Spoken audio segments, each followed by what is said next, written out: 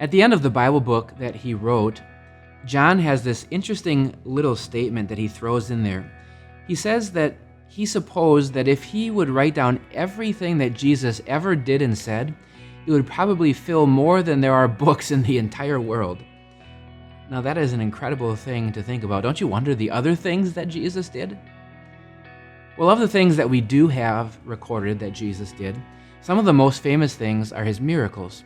So this week, we're going to talk about some of the most famous miracles that Jesus performed and think about, well, what do these mean for me today? So let's start with maybe the easiest one of the more famous ones. It's actually his first miracle, when Jesus turned water into wine. You can find that story in John chapter 2 if you want to read it sometime. So quick summary here. Jesus and his first 4 disciples go to a village in northern Israel called Cana. They go to a wedding reception. Well, when they arrive, Jesus' mother Mary tells them, well, there's no more wine.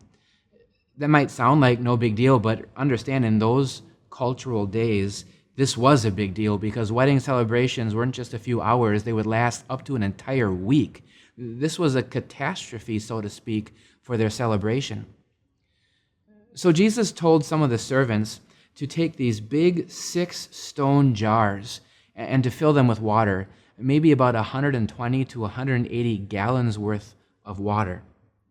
So then they drew this water and they took it to the headmaster of the banquet. And sure enough, it was wine. And not just any wine, it was really, really good choice wine.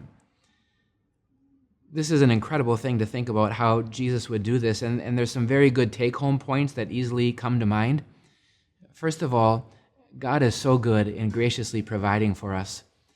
Again, this would have been sort of an embarrassment for the bride and groom and their families, maybe even a sign of poverty, to run out of wine at their own wedding celebration.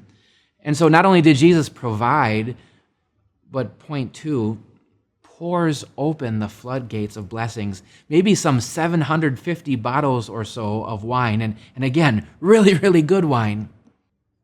But there's one more point that we really don't want to overlook with this miracle, and I'll say that a lot this week. There's a lot of things that Jesus has with the miracles that are very personal touches, very specific points that he is making. So as we read at the beginning of this chapter, we actually see that they went there on the 3rd day, it says. Well, that might seem like an insignificant detail, but we have to understand, Peter, Andrew, James, and John, this was their 2nd day of being a disciple. They probably had all kinds of questions swirling, like, what am I doing here? I dropped everything to follow Jesus. Is he even worth following? Well, sure enough, they go to this wedding, and Jesus performs this miracle.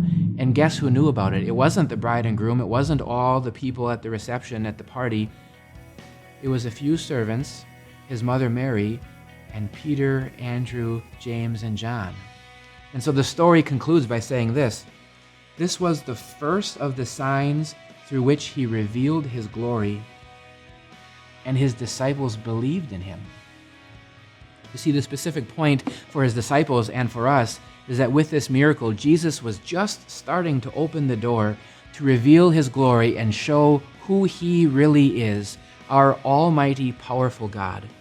So come back this week as we talk about miracles and we see who our powerful Savior Jesus really is.